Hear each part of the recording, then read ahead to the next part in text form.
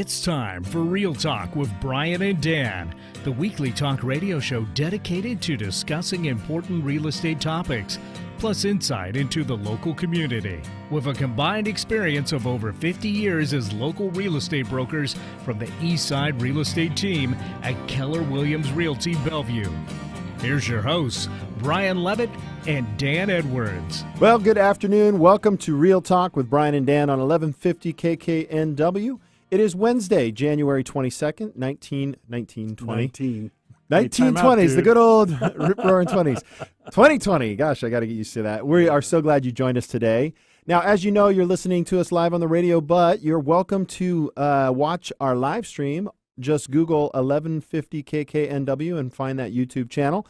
And if you're listening to past episodes, you can listen to them on Google Podcast and Apple Podcasts, anywhere podcasts are syndicated. And we do have past videos and audio of our past broadcasts available on the eastsiderealestateteam.com's website. So now that all that's out of the way, we would love for you to share or follow us on any of those platforms. And we got a great show again today. We're going to be talking to Zach Davis of Window Works Property Services and Scott Milborn of Advocates Law Group, PLLC. Now, but as always, before we get to our guests, we're going to have some Real Talk. And today's Real Talk segment, we're going to have the questions that you should ask before making that step into buying the dream of owning a home, buying the dream home you want to own in 2020. That came out really wrong. So that's okay. We get it. Yeah, you get it. Yeah.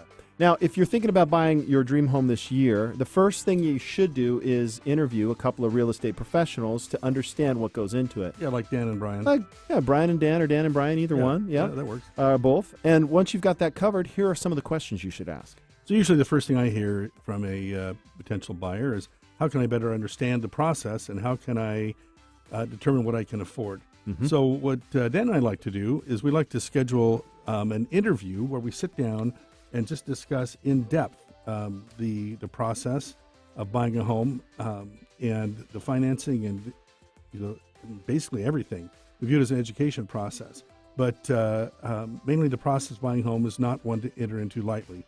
You need to decide on key things like how long you plan on living in the area, school districts. If school districts are a priority. What kind of commute works for you. And speaking of commute, we have some great tools in terms of calculating commute times. Yep. So it kind of changes the dynamic of how many people look for a home. And not the least of which we talked about is how much you can afford to spend. Keep in mind, before you start the process to purchase a home, you also need to apply for a mortgage unless you're a cash buyer. The seller kind of expects that a buyer actually has the ability to buy. So that's something that we look at. Part of determining what you can afford is looking at, of course, income, but also your credit history and your debt load. What your debts look like. One of the things that lenders look at is, of course, the ability to repay, but they're looking at your payment habits, paying your student loans, credit cards, car loans, and the payment history if you're paying them on time. Anyway, most brokers have loan officers they can refer you to, and it's always best to go with a known quantity. So working with somebody that is recommended by your broker is the best. According to Consumer Reports, financial planners recommend limiting the amount that you spend on housing to 25% of your monthly budget. That's kind of hard to do. I think for me, Dan, mostly what I'm seeing is 30 to 35%. Yep. But bottom line, it's just got to be a number that works for your needs. Yeah, and I think there's a lot to unpack in that first one and why it's really important. Our market, as we've talked about the last couple of weeks, it's gonna like you're gonna be shot out of a cannon. You're going to really have to have your stuff in order to be able to compete with other potential buyers out in the marketplace. So by sitting down with somebody like Brian or myself, we could really allow you to fully understand. And I know there's a lot of folks out there that are new, first-time home buyers, and they're going to spend a lot of money. They're going to spend a lot of money, and they need to understand the process. And Brian, how much do you charge for that sit-down? Oh, that's a free consultation. Free consultation. It's an interview where, basically I'm deciding if I want to work with the buyer, and they're deciding if I'm the good match for them. Yeah, it's really a meet and greet. Right. And really you get 39 years of experience from Brian and 14 from me, plus, all of his experience as well. So it's a very key part of whether or not you should even buy or rent is to at least sit down and vet the process completely. So number one is all of that. Number two is how much do I need for a down payment?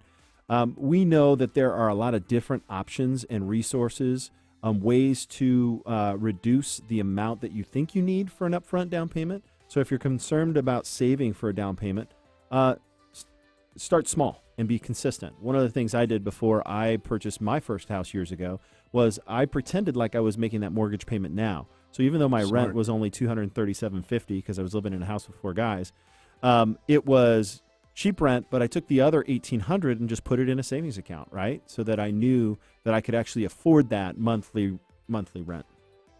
So number 3, Brian. Saving takes time. Practice living on a budget.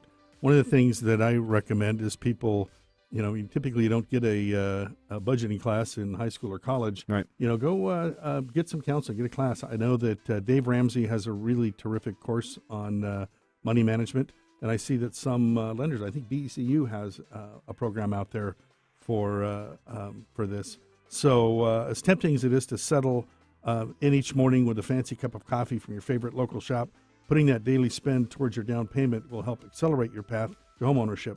So that's part of living on a budget. It's the little things that add up, and it's the little things that count. So start trying to live on a slightly tighter budget so you can do the saving you need to do. So a survey of millennial spending shows 70% of would-be first-time home buyers will cut spending on spa days, shopping, and going to the movies in exchange for purchasing a home. Not spa days. Spa days? No, and spa days. No more avocado toast. No more avocado. No, it's got to stop there.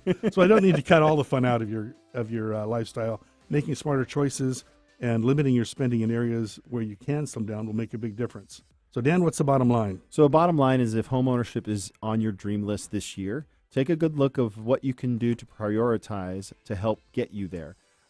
Let's get together. Let's talk about the steps, your next steps, whether it's buying in 2020 or saving in 2020 to buy in 2021. One of the things Brian and I pride ourselves on doing is being there as advocates for home ownership. And that starts well before you write your first offer. That's right. All right. Well, that concludes our Real Talk segment for today. And if you're interested in this and other topics that we've covered in our Real Talk segment, please check out our blog at theeastsiderealestateteam.com/blog. If you'd like to talk with us directly about your real estate questions, feel free to contact us at 425-200-4093. Thanks for listening. Next up, we'll be speaking with our lender for our Mortgage Moment segment. So stay tuned after this commercial break and hear more about the lending market for Ram at Movement Mortgage. Come on back after this break.